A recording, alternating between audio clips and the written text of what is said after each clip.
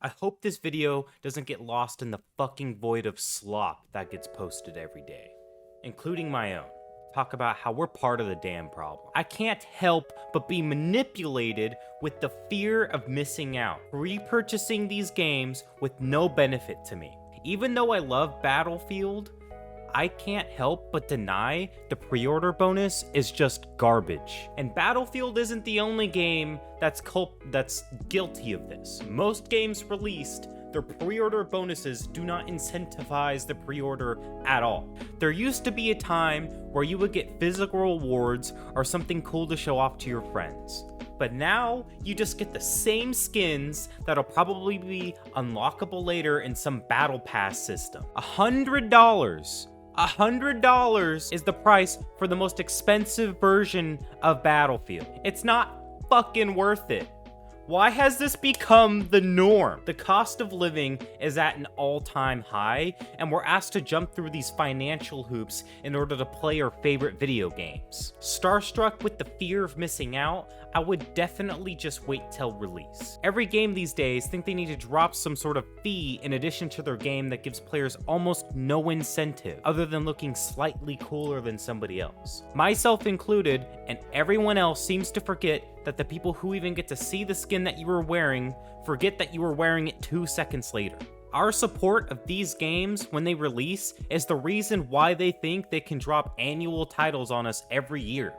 Sadly, even though I fucking love Battlefield 6, is planning to do the same thing with their titles. We wanted you to be better than Call of Duty, not join them. It's half the reason why most people are supporting your game in the fucking first place, so we can get out of that toxic cycle. EA, please don't do this. I want to miss your game before you pump out another one, and I want to fully experience the one that just came out first before I go ahead and purchase another $100 title because of my fear of missing out. And another reason why these games get to us in this way is because we all have nostalgia and good feelings inside about these games. Battlefield for me is a game that I've always loved to enjoy with my friend, and I have memories sitting on my crusty living room floor, booting up some Battlefield and charging the furthest objective, watching a cinematic war take place around me while I forget about all my real life problems and homework I was supposed to do the next day.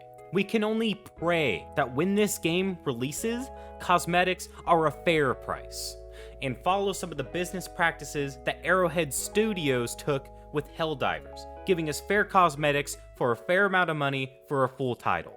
That's the least they can give us. But do I think they're going to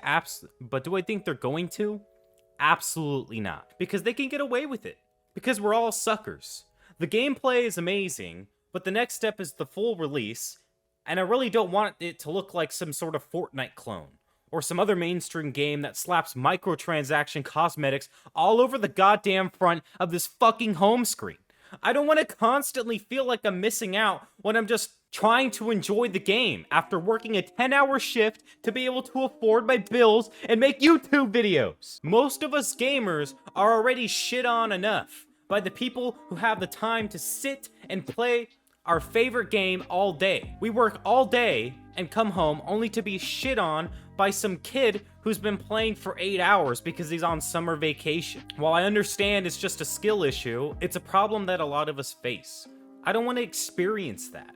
And then also experience being left out. As much as I glaze Battlefield 4 being a beautiful game and a really fun experience, these are some of the things that I'm genuinely worried about. Will I still play if they do these things? Yes, because when I experienced the open beta, it was a game that promises a lot to its fans.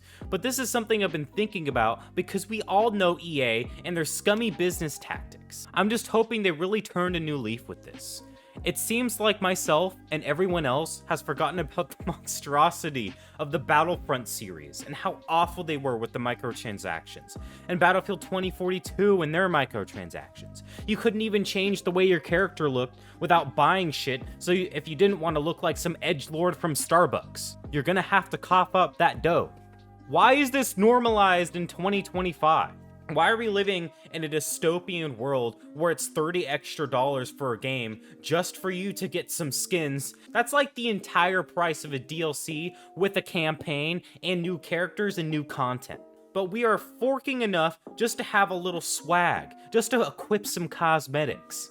This is a first-person game, and I can't believe that I spent the extra 30 bucks so I can look cooler to everyone else. I'm disappointed in myself, and still I justify the purchase because the open beta was just so amazing. During the open beta, 800,000 of us pre-ordered the game.